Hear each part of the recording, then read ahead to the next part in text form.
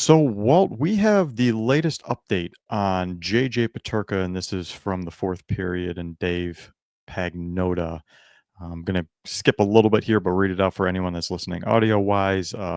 Adams is believed to be engaged in talks with several teams about a number of his players, with the likes of pending restricted free agent winger JJ Peterka and defenseman Bowen Byram for the four are at the forefront of the discussions. Vancouver's mentioned in there. We also have the Islanders, Blackhawks, Rangers, Blue Jackets, Tampa Bay Lightning. Apparently, there is others as well that are targeting Peterka. He's voiced his disappointment with what's going on with the Sabres and kind of wants a change of scenery. I'm paraphrasing, what I've pulled up here. But what do you make of the latest of the JJ Peterka situation? Because it seems like the Sabres still aren't necessarily willing to trade him, but now they're doing their due diligence of listening and maybe coming to the realization that this is happening.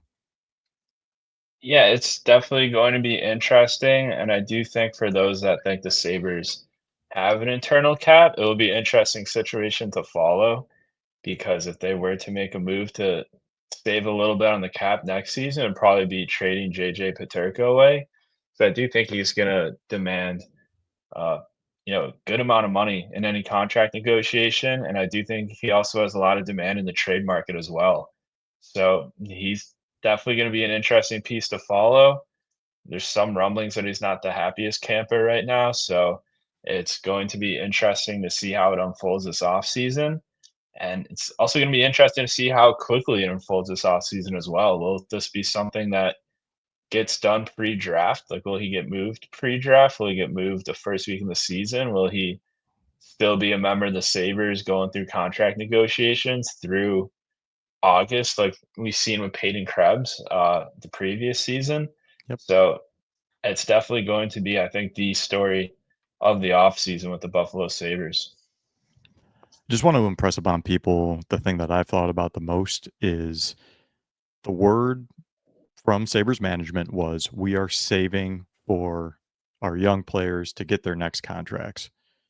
Well, the biggest one was going to be JJ Peterka, and it doesn't seem like he's going to even make that. So it just kind of goes to show waiting and waiting and thinking you're going to be paying all this money to guys like Peterka. Well, he wants out. Quinn, he's not going to get a huge contract because things haven't gone all that great. Devin Levi has played well in the AHL, but at the same time, he's not going to be breaking the bank either. So saving all that money for one of the biggest contracts that you were going to give out to those young players, and he wants out.